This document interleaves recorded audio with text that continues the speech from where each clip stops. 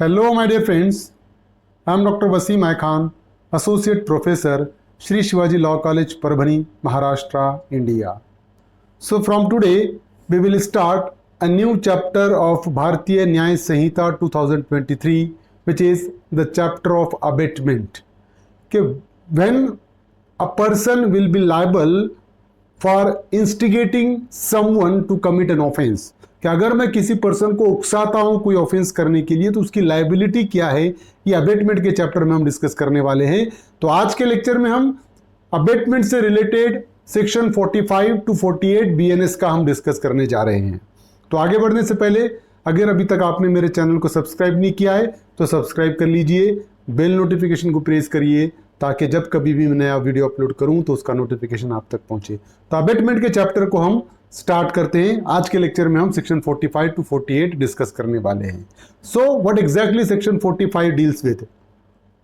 The title of section 45 is abetment of a thing.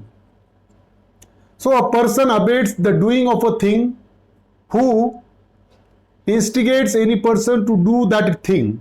So when a person will be called that he has abated anything, when he instigate any person to do that thing, कि कुछ करने के लिए अगर उकसा रहा है कोई person, कोई एक्ट करने के लिए उकसा रहा है, तो इसका मतलब क्या हो गया कि उसने अबेटमेंट किया। और engage with one or more other person or persons in any conspiracy for doing of that thing if an act of or illegal omission takes place in pursuance of that conspiracy and in order to the doing of that particular thing. So if a person instigate any person to do that thing, कुछ करने के लिए instigate कर रहा होगा, उकसा रहा होगा कोई person, तो abatement किया उसने। दूसरा सिचुएशन ये है कि engage with one or more other person or persons in any conspiracy for doing of that thing, या किसी पर्सन के साथ मिलके कोई कट रच रहा होगा, कोई कॉन्स्पिरेसी कर रहा होगा वो चीज करने की। If an act or illegal omission takes place in pursuance of that conspiracy, अगर उस कट के चलते अगर कोई एक्ट होता है या कोई इलीगल ओमिशन होता है, and in order to the doing of that thing, वो चीज करते हुए, तो यहां पर दो चीजें अभी अब तक हमने डिस्कस किया कि कोई पर्सन कोई चीज करने के लिए अगर इंस्टिगेट कर रहा होगा, उकसा रहा होगा, या कोई एक या ज्यादा पर्सन के साथ मिलके कॉन्स्पिरेसी कर रहा होगा वो चीज करने की, या वो एक्ट हो चुका है या इलीगल ओमिशन है, वो एक्ट कॉन्स्पिरेसी को करने के लिए कुछ किया या कोई इलीगल ओमिशन किया, दोनों सिचुएशन में। और third one is intentionally aids by any act और illegal omission the doing of that thing, या कोई चीज करने के लिए अगर इंटेंशनली कोई मदद प्रोवाइड किया, एड प्रोवाइड किया, है ना, intentionally aids by any act और इलीगल ओमिशन, कुछ करके अगर मदद कर रहा है या कुछ ना करके भी अगर किसी पर्सन की मदद कर रहा है, फॉर एग्जाम्पल वो जो एक्ट करने के लिए, तो इसका मतलब वो मदद कर रहा है, अबेटमेंट कर रहा है। कोई पर्सन कोई एक्ट कर रहा है और मैं उसको वो एक्ट करने में मदद कर रहा हूं। फॉर एग्जाम्पल कोई पर्सन कोई ऑफेंस कर रहा है और मैं उसकी ऑफेंस करने में किसी भी तरीके से मदद कर रहा हूं, तो मैंने अबेटमेंट किया, ऐसा होगा। या मैं किसी पर्सन को कोई इलीगल एक्ट करने के लिए उकसा रहा हूं, तब भी मैंने ऑफेंस किया, मैंने अबेटमेंट का ऑफेंस किया, ऐसा होगा। या मैं किसी और पर्सन के साथ मिलके कॉन्स्पिरेसी कर रहा हूं कोई इलीगल एक्ट करने की, तो मैंने अबेटमेंट किया, ऐसा माना जाएगा। Explanation is there. A person who by willful misrepresentation or by willful concealment of a material fact which he is bound to disclose is said to instigate the doing of that thing. Suppose if I bound to disclose any fact, but suppose I willfully conceal that particular fact, it means I instigate the doing of that thing. अगर मेरी duty है कुछ fact को disclose करने की, कुछ material fact को disclose करने की, लेकिन मैं उसको छुपा रहा हूं, विलफुल कंसील कर रहा हूं, तो मैंने इंस्टिगेट किया वो एक्ट करने में, ऐसा माना जाएगा, मैं अबेटमेंट के लिए लायबल रहूंगा। या मैंने विलफुल मिसरिप्रेजेंटेशन किया, मुझे पता है फैक्ट, लेकिन वो फैक्ट को छुपा के मैंने मिसरिप्रेजेंट किया कुछ, तो मैंने इंस्टिगेट किया वो एक्ट करने में, ऐसा ही माना जाएगा। उस एक्ट करने में मैंने उकसाया, ऐसा ही माना जाएगा। एक्सप्लेनेशन सेकंड देखिए, whoever either prior to or at the time of commission of an act does anything in order to facilitate the commission of that act is said to aid the doing of that act. देखिए, whoever either prior to or at the time of commission of an act, कोई भी person एक तो act करने के पहले या act करते वक्त does anything in order to facilitate the commission of that act, ऐसा कोई भी करता है कि सामने वाला पर्सन जो एक्ट कर रहा है उसमें उसको कुछ तो भी सुविधा हो एक्ट करने में। मैंने ऐसा एक तो प्रायर टू द एक्ट के पहले ही मैंने ऐसा कोई काम करा कि जो पर्सन इलीगल एक्ट कर रहा था उसमें उसको सुविधा होगी, फैसिलिटेशन हुआ, उसको एक्ट करने में मदद मिली, या एक्ट करते हुए अगर मैंने कोई ऐसा एक्ट किया कि जिसके चलते उसको कुछ ना कुछ मदद हुई तो मैंने अबेटमेंट किया ऐसा माना जाएगा। सेक्शन 45 में यह बताया हुआ है कि अबेटमेंट किस तरीके से हो सकती है। अबेटर, ये कौन अबेटर कहलाएगा? सेक्शन 46 देखिए, a person abets an offence, a person abets an offence, person ने अबेट्स किया offence, who abets either the commission of an offence, कि एक तो उसने कमीशन ऑफ एन ऑफेंस को अबेट किया, or the commission of an act which would be an offense, or the commission of an act which would be an offense. A person abates an offense. कब उसने abate किया offence को ऐसा माना जाएगा? कब उसने इंस्टिगेट किया, कब उसने उकसाया, कब मदद किया ऑफेंस में? Who abates either the commission of an offense, कि उसने ऑफेंस करने में अबेट किया, कमीशन ऑफ एन ऑफेंस, कि मैंने फॉर एग्जांपल एक आधे पर्सन को उकसाया और उसने वो एक्ट कर दिया, उसने ऑफेंस कर दिया, या और the commission of an act which would be an offence, या ऐसा एक्ट करने को मैंने उसको उकसाया कि जो ऑफेंस होता, would be an offence if committed by a person capable of by law of committing an offence with the same intention और knowledge as that of the abettor. के अगर फॉर एग्जांपल के अबेटमेंट किसको बोलेंगे? Person abets an offence. Abets an offence कब आएगा? कि एक तो who abets either the commission of an offence, के पर्सन को ऑफेंस करने में उसने इंस्टिगेट किया, उकसाया, या दूसरी सिचुएशन ऐसी है और the commission of an act which would be an offence if committed by a person capable of law of committing an offence with the same intention और knowledge as that of the abettor. या मैंने for example किसी को उकसाया और अगर मेरे उकसाने के चलते हुए अगर कर लिया होता एक्ट तो वो ऑफेंस ही होता, भले ही उसने नहीं किया, but I will be liable for abetment. तो मैं किसी पर्सन को कोई इलीगल एक्ट करने के लिए, ऑफेंस करने के लिए उकसा रहा हूं और ऑफेंस हो गया, तब भी मैंने अबेटमेंट किया ऐसा माना जाएगा। या मैंने अबेटमेंट किया, इंस्टिगेशन किया, और अगर मेरे इंस्टिगेशन के चलते वो एक्ट करता तो ऑफेंस होता, तो तब भी मैंने अबेटमेंट किया ऐसा ही माना जाएगा। मैं अबेटर के डेफिनेशन में आऊंगा सेक्शन 46 के हिसाब से। एक्सप्लेनेशन फर्स्ट है, देखिए, the abetment of the illegal omission of an act may amount to an offense although the abater may not himself be bound to do that act. Explanation is section 46 का, the abatement of the illegal omission, के कोई चीज, abatement of the illegal omission, कि मैंने कोई person की duty है कुछ करने की और मैंने उसको वो ना करने के लिए उकसाया, of an act may amount to an offense although the abater may not himself be bound to do that act. देखिए, आपकी कुछ करने की ड्यूटी है लेकिन मैंने आपको उकसाया वो ना करने के लिए, समझ रहे हो? तो मैं अबेटर के लिए मैंने अबेटमेंट किया ऐसा माना जाएगा और मैं एज एन अबेटर लायबल रहूंगा, भले ही वो एक्ट करने के लिए मैं बाउंड नहीं था, आप बाउंड थे, आपने वो एक्ट करना था लेकिन मैंने आपको उकसा के वो एक्ट करने से मना किया, तो मैं अबेटर के डेफिनेशन में आऊंगा। Explanation second, to constitute the offence of abetment it is not necessary that the act abetted should be committed, कि भाई अबेटमेंट का ऑफेंस होने के लिए जो एक्ट के लिए अबेटमेंट किया गया वो एक्ट कमिट होना जरूरी नहीं है, और that the effect requisite to constitute the offence should be caused. बात ध्यान में रखिए, मैंने आपको कोई ऑफेंस करने के लिए उकसाया, आपने ऑफेंस करना जरूरी नहीं है, ऑफेंस का कमिट होना जरूरी नहीं है, आपने ऑफेंस नहीं भी किए लेकिन मैं अबेटमेंट के लिए लायबल रहूंगा क्योंकि मैंने आपको उकसाया था। तो ये सेक्शन 46 है। देखिए, एक्सप्लेनेशन के चलते हम समझने की कोशिश करेंगे। Chintu instigate Mintu to murder Pintu, तो चिंटू ने क्या किया? उकसाया मिंटू को, किसका मर्डर करने के लिए? पिंटू का मर्डर करने के लिए। अब हुआ ऐसा कि Mintu refuses to do so, Mintu ने बोला कि मैं नहीं करूंगा। Chintu is guilty of abetting Mintu to commit of murder, but यहां पर चिंटू की लायबिलिटी है क्योंकि चिंटू ने ही उकसाया था मिंटू को पिंटू का मर्डर करने के लिए। तो बात ध्यान में रखिए, भले ही मिंटू ने मना कर दिया मर्डर करने के लिए, लेकिन चिंटू ने उकसाया, इसलिए चिंटू अबेटमेंट के लिए लायबल रहेगा। Abetting Mintu to commit a murder, कि उसने मिंटू को क्या किया था, अबेट किया था, उकसाया था मर्डर के लिए, लायबिलिटी रहेगी। भले ही मर्डर नहीं किया, समझ रहे हो, मिंटू ने भले ही मर्डर नहीं किया, लेकिन चिंटू अबेटमेंट के लिए लायबल रहेगा। देखिए, तो ये तीनों थे पर्सन जो हमने एग्जाम्पल डिस्कस किया। अनदर एग्जाम्पल इज दैट, देखिए यहां पर है एक्सप्लेनेशन थर्ड है।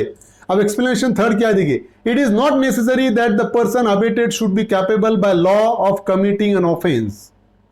देखिए, it is not necessary that the person abetted should be capable of law of committing an offence, कि जिसको अबेटमेंट किया जा रहा है, जिसको उकसाया जा रहा है, वो पर्सन लॉ में ऑफेंस करने के कैपेबल होना जरूरी नहीं है। वो है या नहीं है, it is immaterial.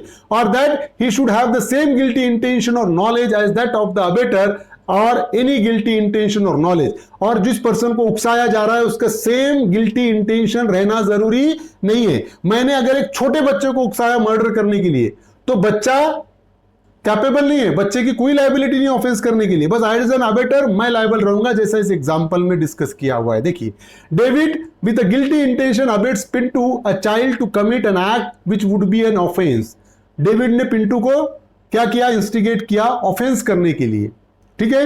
Here David whether the act be committed और not is guilty of abetting an offence. यहां पर डेविड लायबल रहेगा अबेटमेंट के लिए, चाहे वो ऑफेंस हो या ना हो। पिंटू लायबल नहीं रहेगा, क्योंकि पिंटू की एज फॉर एग्जांपल अगर 7 साल से नीचे है, तो हमको पता है कि अगर किसी बच्चे की एज 7 साल से कम है, अगर वो जो भी ऑफेंस करेगा उसके लिए उसकी कोई लायबिलिटी नहीं है, जनरल एक्सेप्शन में आता है। लेकिन जो पर्सन, तो ऐसा हो सकता है कोई पर्सन होशियारी दिखा सकता है, वो ये कह सकता है कि भाई बच्चे से मैं मर्डर कराऊंगा। अगर मैंने फॉर एग्जांपल किसी 7 साल से कम उम्र वाले बच्चे से अगर मैंने मर्डर कराया, तो बच्चा तो लायबल नहीं है, बस एज एन अबेटर मैं लायबल रहूंगा, अबेटमेंट के लिए मैं लायबल रहूंगा सेक्शन 46 के हिसाब से।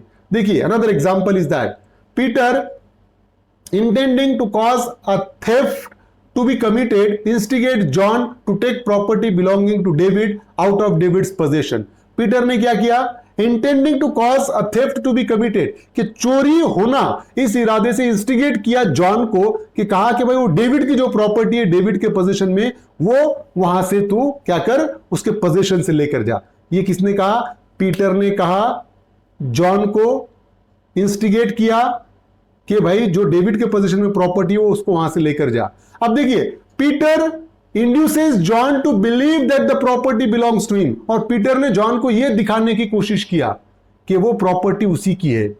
बात ध्यान में रखिए, पीटर को यह पता था कि प्रॉपर्टी डेविड की है, लेकिन जॉन को यह बताने की कोशिश किया, ये उसको भरोसा दिलाया कि वो प्रॉपर्टी उसी की है, पीटर की है, और उसे कहा कि यहां से डेविड के पोजीशन में से लेकर जा।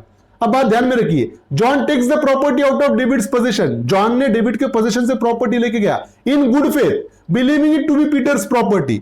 अब जॉन तो ये समझ के लेकर गया ना डेविड के पोजीशन से प्रॉपर्टी, क्योंकि वो पीटर की प्रॉपर्टी है।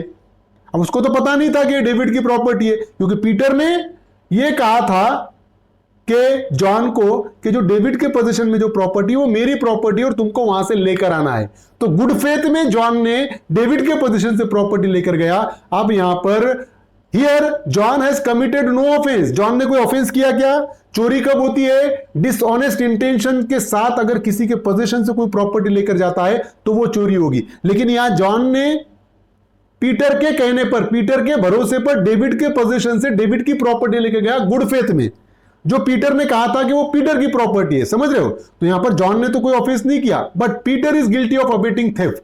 बट यहां पर पीटर अबेटमेंट के लिए लायबल रहेगा, क्योंकि पीटर को पता था कि डेविड की प्रॉपर्टी है और डेविड के पोजीशन में है, और पीटर ने जानबूझ के उकसाया जॉन को वो प्रॉपर्टी डेविड के पोजीशन से लेकर जाने के लिए, and is liable to same punishment as if John had committed theft. तो पीटर यहां पर लायबल रहेगा अबेटमेंट के लिए और थेफ्ट के लिए उसको पनिशमेंट रहेगी। ये सेक्शन 46 है जो हमने डिस्कस किया। एक्सप्लेनेशन 4 है सेक्शन 46 का, देखिए, the abetment of an offence being an offence, the abetment of such an abetment is also an offence. देखिए, the abetment of an offence being an offence, किसी ऑफेंस को करने के लिए उकसाना वो अबेटमेंट है। तो the abetment of such an abetment, कि वो उकसाने के लिए उकसाना भी क्या होगा, ऑल्सो एन ऑफेंस। एग्जाम्पल के जरिए समझेंगे हम। देखिए, जॉन इंस्टिगेट सैम, जॉन ने सैम को इंस्टिगेट किया, काय के लिए, to instigate David to murder Peter. John ने इंस्टिगेशन किया सैम को कि वो किसको इंस्टिगेट करे, डेविड को, कि उस पीटर का मर्डर करे। तो यहां पर जॉन ने इंस्टिगेट किया सैम को कि वो किसको इंस्टिगेट करे, डेविड को, किसके मर्डर के लिए, पीटर के मर्डर के लिए। देखिए, सैम अकॉर्डिंगली इंस्टिगेट डेविड्स, और सैम ने क्या किया, जो जॉन ने इंस्टिगेट किया था सैम को, तो सैम ने इंस्टिगेट किया किसको, डेविड को, to murder Peter. David commits that offence in consequences of Sam's instigation. अब डेविड ने क्या किया, सैम के इंस्टिगेशन के चलते ऑफेंस कर दिया, मर्डर कर दिया। Sam is liable to be punished for his offence with the punishment of murder. अब यहां पर सैम क्या हो गया, सैम पनिशमेंट के लिए लायबल रहेगा, मर्डर की पनिशमेंट के लिए। देखिए, as John instigate Sam to commit the offence, John is also liable to the same punishment. John भी लायबल रहेगा, सैम भी लायबल रहेगा, क्योंकि जॉन ने सैम को इंस्टिगेट किया, सैम ने डेविड को इंस्टिगेट किया, तो दोनों लायबल रहेंगे यहां पर, जॉन और सैम इंस्टिगेशन के लिए। तो इंस्टिगेशन का इंस्टिगेशन भी ऑफेंस ही रहेगा एज पर सेक्शन 46। एक्सप्लेनेशन 5 है, देखिए, it is not necessary to the commission of an offense of abatement by conspiracy that the abater should concert the offense with the person who commits it. It is sufficient if he engage in the conspiracy in pursuance of which the offense is committed. बात ध्यान में रखिए कि यहां पर conspiracy, it is not necessary to the commission of the offence of abetment. Abetment के offence के लिए ये जरूरी नहीं है by conspiracy that the abettor should concert the offence, कि अबेटर वो ऑफेंस में होना ही जरूरी नहीं है, with the person who commits it. It is sufficient if he engage in the conspiracy in pursuance of which the offence is committed. Conspiracy में engage होना सफिशिएंट है, वो ऑफेंस करते वक्त रहा या ना रहा इस इमटेरियल है। देखिए example, John concert with Sam a plan for poisoning David. John ने क्या किया, कंसर्ट किया सैम के साथ, काय के लिए, पॉइजनिंग अ डेविड, डेविड को पॉइजन देने के लिए। It is agreed that John shall administer the poison, और ये एग्री हो गया कि जॉन क्या करेगा, पॉइजन एडमिनिस्टर करेगा।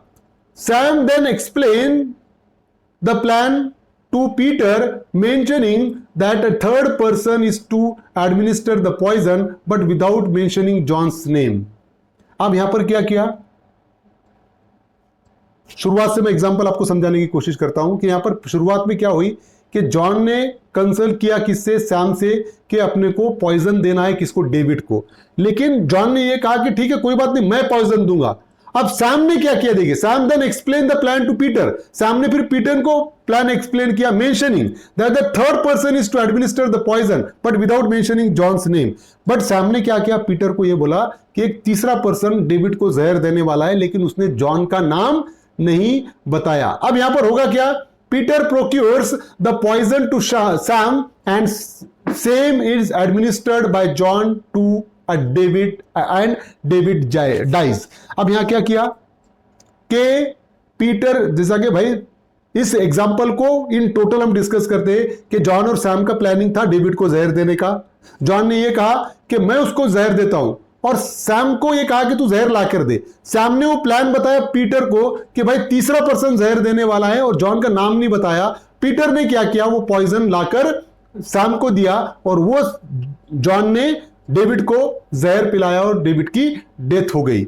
यहां पर ध्यान में देखिए, तो यहां पर क्या हो गया कि भले ही जॉन कॉन्स्पिरेसी का पार्ट नहीं है, बट जॉन भी लायबल रहेगा, सैम भी लायबल रहेगा अबेटमेंट के लिए, और प्लस पीटर भी लायबल रहेगा अबेटमेंट के लिए। समझ रहे हो? तो यहां पर जॉन ने भले एक्चुअल ऑफेंस किया, लेकिन पीटर और सैम दोनों अबेटमेंट के लिए लायबल रहेंगे। Section 46। Now section 47, abetment in India of offence outside India, के अबेटमेंट इंडिया में, ऑफेंस आउटसाइड इंडिया। देखिए, a person abets an offence within the meaning of this code who in India abets the commission of any act without and beyond India which would constitute an offence if committed in India.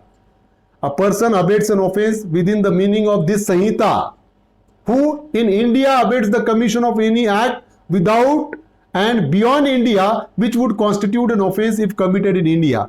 Abatement in India of offense outside India. समझ रहे हो? Abetment उसने India में किया, लेकिन offence outside India हुआ, तो उस सिचुएशन में लायबिलिटी क्या होगी? देखिए, John in India instigate David a foreigner in Goa to commit a murder in Goa. भाई देखिए, जॉन ने इंडिया में इंस्टिगेट किया डेविड को, जो कि फॉरेनर था, गोवा में इंस्टिगेट किया to commit a murder in Goa, के मर्डर के लिए उसने इंस्टिगेशन किया डेविड को, जो कि फॉरेनर था। John is guilty of abetting a murder. John क्या है? अबेटमेंट ऑफ मर्डर के लिए वो लायबल रहेगा, क्योंकि एज पर सेक्शन 47 के वो फॉरेनर अगर ऑफेंस करता है तो उसकी लायबिलिटी होगी, तो अबेटमेंट के लिए भी लायबिलिटी होगी। Abetment in India of offence outside India. देखिए section 48 deals with abetment outside India for offence in India, के a person abates an offense within the meaning of this Sanhita who without and beyond India abates the commission of any act in India which would constitute an offense if committed in India। के अगर India में offence होता तो same India में अगर किया जाता तो ऑफेंस होता, तो भले ही वो आउटसाइड इंडिया रहने दो, अबेटमेंट के लिए लायबिलिटी रहेगी। देखिए ए इन कंट्री एक्स, ए ने कंट्री एक्स में क्या किया? इंस्टिगेट बी को इंस्टिगेट किया to commit a murder in India, है ना। A in country X instigate B to commit a murder in India. उसने इंस्टिगेशन क्या किया? कहां किया? फॉरेन में किया, लेकिन वहां पर इंस्टिगेशन किया और मर्डर कहां करने के लिए अबेटमेंट किया? In India. A is guilty of abetting murder. भले ही इंस्टिगेशन फॉरेन में हुआ, लेकिन मर्डर कहां हुआ? इंडिया में हुआ, तो वो अबेटमेंट के लिए लायबल रहेगा एज पर सेक्शन 48। तो अबेटमेंट फॉरेन में हुआ लेकिन मर्डर इंडिया में हुआ, तो सेक्शन 48 में पनिशमेंट है अबेटमेंट के लिए। अबेटमेंट इंडिया में हुआ, मर्डर फॉरेन में हुआ, तब भी लायबिलिटी होगी सेक्शन 47 के हिसाब से। तो ये था अबेटमेंट का पहला पार्ट। उम्मीद करता हूं कि आपको समझ में आया होगा। समझ में आया तो मेरे चैनल को सब्सक्राइब कीजिए और इस लेक्चर को ज्यादा से ज्यादा स्टूडेंट तक शेयर कीजिए। Thank you very much.